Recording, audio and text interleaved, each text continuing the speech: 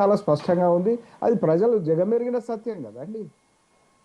శ్రీధర్ రెడ్డి గారు, ఎంఐఎం మీకు సపోర్ట్ చేసింది చాలా చోట్ల అనేది బీజేపీ చేసినటువంటి ఆరోపణ. అంటే తన ఓటమిని సమర్థించుకునే ప్రయత్నమా, లేదంటే మీ గెలుపును ఏమన్నా, అంటే మీకు గెలిచినటువంటి స్థానాలని తగ్గించే ప్రయత్నమా, అంటే దాని యొక్క ప్రతిష్టనో, లేదంటే ఆ గెలుపు యొక్క విధానాన్ని తగ్గించే ప్రయత్నమా, ఎంఐఎం మీతో కలిసి పనిచేసింది చాలా చోట్ల అనేది బీజేపీ చెప్తున్నటువంటి ఆరోపణ? అది తప్పండి. ఎందుకంటే ఇప్పుడు లక్ష్మణ్ గారు నిజామాబాద్ కాబట్టి వారు అక్కడ ఎంఐఎం కొద్దిగా ప్రస్ఫుటం కనబడుతూ ఉంది. 13 సీట్లు వచ్చినాయి వాళ్ళకు. కొంత కరీంనగర్లో ఆ బైసాలు అక్కడక్కడ కనబడుతుంది.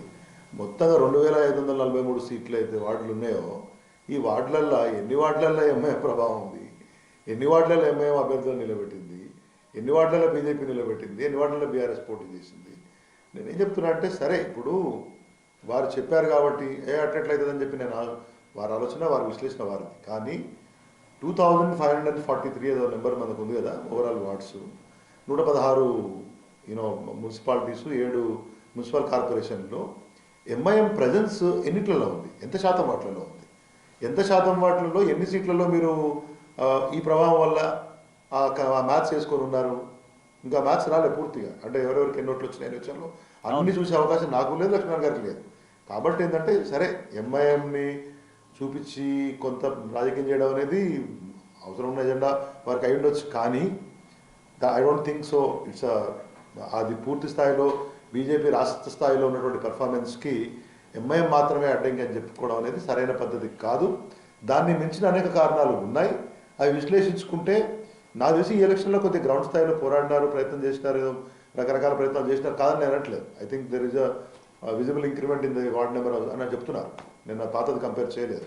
హవెవర్ అవి వాటిని మించిన కారణాలు చాలా ఉన్నాయి చాలా చోట్ల. ఇప్పుడు వరంగల్ జిల్లా మనం కాసేపు చూసుకుందాం, చేసేపటికి తొర్రూరు ఉంది అనుకుందాం, లేకపోతే మరిపేడ ఉంది, ఉమ్మడి వరంగల్ జిల్లా, డోర్నకల్ ఉంది, మహిబాద్ ఉంది. ఈ మొత్తంలో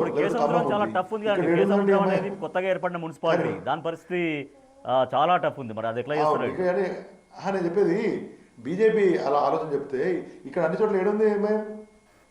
ఇదే ఉమ్మడి వరంగల్ జిల్లాలో ఎవరు గెలవనప్పుడు 2 ఎంపీలు ఉంటే, ఒకటి జంగారెడ్డి గారు ఉండే, పరకాల నుంచి జంగారెడ్డి గారు 3 సార్లు గెలిచి ఉండే, వర్ధనపేట నుంచి రాజేశ్వరరావు గారు అంతకుముందు ఒకసారి మన వాచల జగన్నాథం గారు ఎమ్మెల్యే ఉండే, వన్నాల శ్రీరాములు ఎమ్మెల్యే ఉండే. So what I'm trying to tell you, there are reasons beyond what they are actually today వాళ్ళు చెప్పేదానికంటే ఎక్కువగా. అది వాళ్ళదైతే సరే. కేసంద్రం మీరు ఇంతకుముందు చెప్తున్నారు, అక్కడ ఖచ్చితంగా బీఆర్ఎస్ పార్టీకి ఎక్స్ అఫిషియో ఎక్కువగా మంది, మాకంటే 3 సభ్యులు ఉండే అవకాశం ఉంది. దాన్ని మేము కవసం చేసుకునే అవకాశం ఉంది. Wherever it is needed, party దానికి వ్యూహం తీసుకుంటుంది. మా ఖాతాలో వేసుకోవడం కోసం ఎక్స్ అఫిషియో ఎక్కడ వాడాలో అక్కడ వాడతాం. అది కాంగ్రెస్ అయినా కంతే, మేమైనా కంతే, బీజేపీ అయినా కంతే. అల్టిమేట్లీ ఇప్పుడున్న సిచ్యువేషన్లో ఆ ఎంఐఎం రీజన్ అనేది పూర్తి కరెక్ట్ కాదు. చెప్పండి సార్. ఒక్కసారి లక్ష్మీనారాయణ గారు.